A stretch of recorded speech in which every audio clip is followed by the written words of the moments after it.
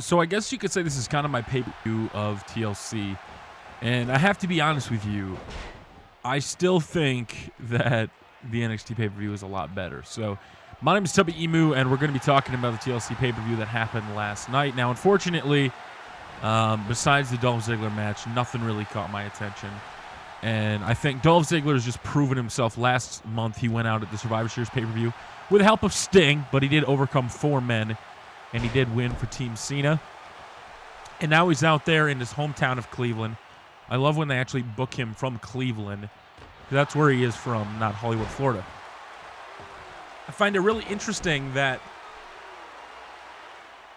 even in his hometown, and he was getting massively over. I mean, once the crowd ended with that match, I think the whole crowd just died out, dude. I mean, once that happened, the rest of the night, they just were not into the match at all. And I feel bad because there's a lot of, okay matches, some, pretty good segments. But then out of nowhere, Dolph comes out, and Luke Harper just absolutely amazed me. Like, he went and did as much damage as possible to Dolph Ziggler. Once again, getting Dolph Ziggler over. And people have asked, what does Luke Harper do from here? He was champion, and he lost all his matches by DQ. So a loss doesn't hurt him whatsoever. And I'm perfectly fine with it. And then with this match, a lot of people were saying this segment was overbooked. That the interference constantly by J&J Security reminded them of Alex Riley with The Miz at Extreme Rules in the I Quit match, or the I Quit pay-per-view, where they had that I Quit. I think it was Over the Limit, right? And my biggest reaction to that was, I would somewhat agree with that. Cena is overcoming the odds, and by God, but it still goes to show he couldn't win it without the help of Roman Reigns. I was fine with him overcoming J&J Security because I think J&J Security is awesome. I really do love what they're doing. I love what they're doing. One of the most interesting things to me out of all last night was the word that was constantly getting thrown around was overbooked. Now, I think somebody said something that Aubrey had it on his podcast or something like that. A lot of people, it was supposed to be a good match, and then there was just a lot of segments. But I thought what they did was pretty good. I thought they went out there, they kind of told the story, and then finally Roman Reigns made his return. Now, I said, and I tweeted out, it said it wouldn't be a shitty John Cena match without the Big Show getting involved. Big Show comes out and is out there pretty much to screw Cena. Then Roman Reigns comes out. And then they posted the question for Raw tonight is who is supposed to get to Roman Reigns first? Is it going to be Seth Rollins or Big Show? Obviously, we now know why that Eric Rowan lost to Big Show, because Big Show has to look like a monster going into his match now with Roman Reigns. As you can see, is oh, wow, is that it? Really? That's it? All right, here we go. This is part 2 then. So we got to restart the match. So, talking about was obviously a lot of people were upset that Eric Rowan didn't go over. We're like, why does Big Show in this day and age, especially with how many heel turns, face turns, everything he does, why did he need to beat Eric Rowan? And I think a lot of us made that quick reaction, and I was one of them, who got really upset and was like, okay, why did Big Show need to win that match? I was pretty pissed off about it, I'm not going to lie. And then we see him come out, and then you see Roman Reigns interfere, and you think, wow, for once WWE actually had a plan past the pay-per-view. Now, I don't know what that plan entails for Eric Rowan. Maybe the Wyatt family's getting back together. Maybe that's what the whole plan was. Eric Rowan goes out there. He looks like a beast against Big Show. Luke Harper looks like a beast against Dolph Ziggler. And now the Wyatt family, because Bray said in an interview that any time they could reconvene, now the Wyatt family's back and they're more powerful than ever because Bray has finally got a victory, and he did it over Dean Ambrose in the dumbest monitor blowing up spot. It's just stupid.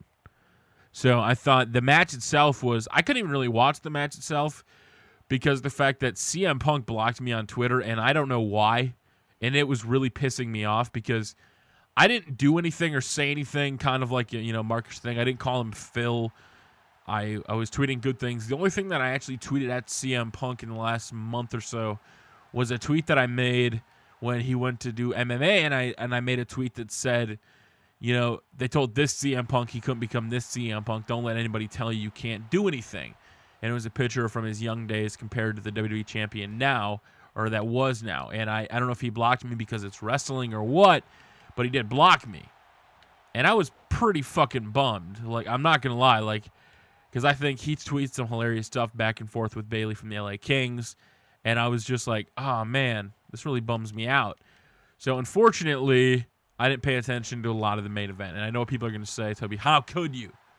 Like, this is the main event of the pay-per-view. I'll be honest, I just enjoyed NXT so much more. Now, a lot of people I've seen complain about NXT that, you know, they have more time to develop. They have pay-per-views every couple months. And that's kind of the point. Like, these stories have been building for a while. They're not just something concocted in a week or two to the next pay-per-view, because TLC was only a 3-week build, and Royal Rumble now has 6 weeks. So it'll be very interesting to see exactly where they go from here, because now John Cena's got his, you know, number 1 contender match. This is match number 3. Like, they can book it. They already had the graphic made last night, which obviously you knew because, they made the game and, you know, they made the outcome. But I was watching that. I was like, are they really trying to do like a UFC type thing? Like, this is fight number 3. Well, so far Cena's been, you know, dominated in 2 of them. What is winning the 3rd one going to do? Like, could you imagine after all they've built up Brock Lesnar if it was just for John Cena to finally overcome the beast incarnate, Brock Lesnar? You know how pissed off I'd be?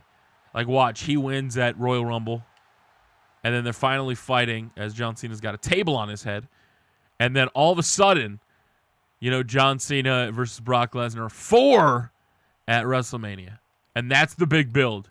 That young upstart John Cena, he had to go over. Trying to hit it. God damn it, dude. Trying to hit a chair shot. One of the things that a lot of people got pissed off, too, about was Roman Reigns interfering. And I was like, if he's back and he's ready to go, this is great. If Daniel Bryan was back, it'd be even better. But now that he's Superstar of the Year, even if it was rigged, if it wasn't rigged, he's got a lot to work up towards now. You know, you got to make him look strong, according to CM Punk. So now that he's back, he's going to have to be booked exceptionally strong, because I'm pretty sure he's going to go on to win the Royal Rumble. I'm pretty sure he's going to be going for a headline shot against Brock Lesnar, possibly at WrestleMania 30. That's what my early prediction for the match is, based on, you know, what some people have said. As, oh, John Cena almost goes through a table, just barely misses it. Oh, man, allergies suck, dude. Winter sucks. As Seth Rollins, oh, shit. Is he bleeding? Yeah, Seth Rollins is bleeding on the head, dude. He's cut open. John Cena, do not go through that table, man. Oh, shit. Nope. Okay, good. We missed it. And then, hey, Seth Rollins technically broke the table.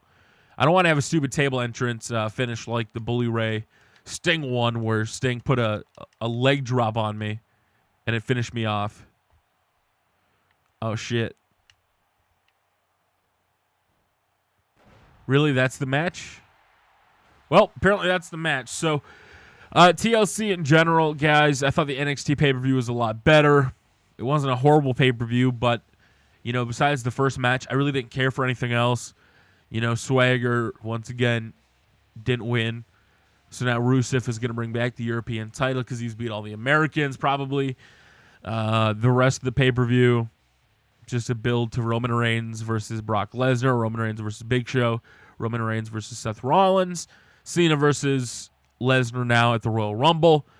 Possibly John Cena ever bringing back the Authority. Look at Seth Rollins. The blood is flowing from his head. And that'll pretty much wrap it up for my TLC review. So I still thought NXT TakeOver Our Evolution was better. I wonder what you thought. Did you think the TLC pay-per-view or the NXT pay-per-view was better? Which one did you enjoy more? Make sure to let me know in the comment section below. And until next time, guys, my name is Tubby. Thank you very much for watching, and we will see you all later.